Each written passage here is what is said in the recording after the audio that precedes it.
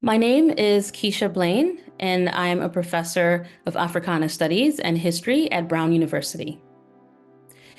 The title of my book is Until I Am Free, Fannie Lou Hamer's Enduring Message to America.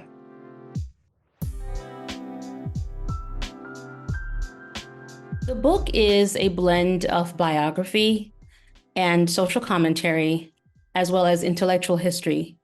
And what I do is I examine the ideas and political philosophies of civil rights activist Fannie Lou Hamer, and I consider how those ideas can help us, can guide us in this particular moment of our nation's history. The book truly captures the power of one individual.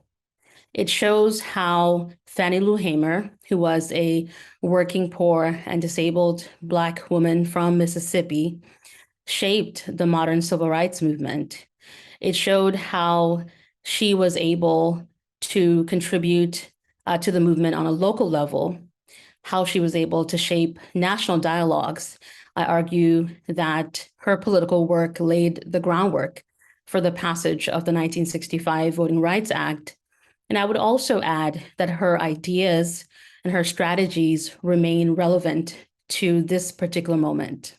One of the most powerful aspects of Fannie Lou Hamer's political activism is her commitment to working with local leaders. She was the kind of activist who believed firmly in this idea that one or two individuals should never dominate the conversation. She believed in group leadership. She believed that each individual, regardless of their background, regardless of their education, their status in society, that they should have the opportunity to play a role in shaping political movements and helping to move their community forward.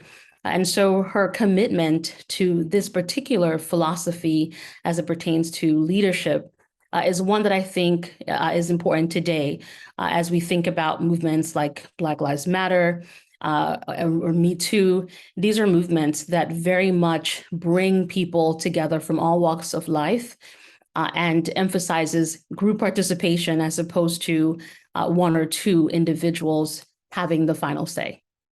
My book is not a traditional biography of Fannie Lou Hamer, as so many other books are. I certainly do examine her life, and I center, the key developments of her activism.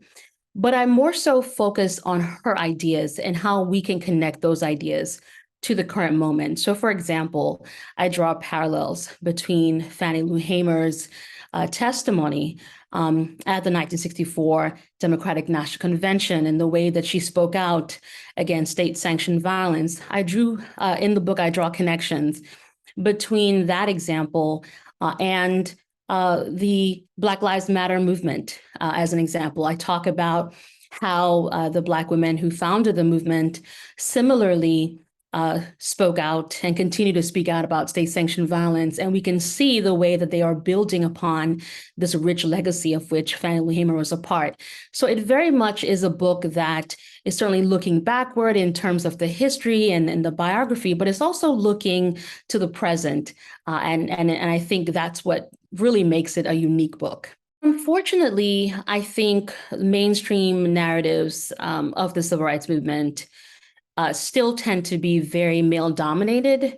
And what's so important about my book is that it helps us understand the key role that Black women played, that working poor Black women played in shaping the civil rights movement. So that is certainly one way that it helps us deepen our understanding.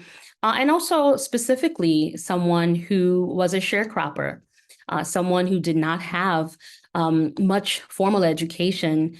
And it shows how still she was able to lead the conversations. She was able to really bring her ideas to the forefront and to push through a very male-dominated and often masculinist space.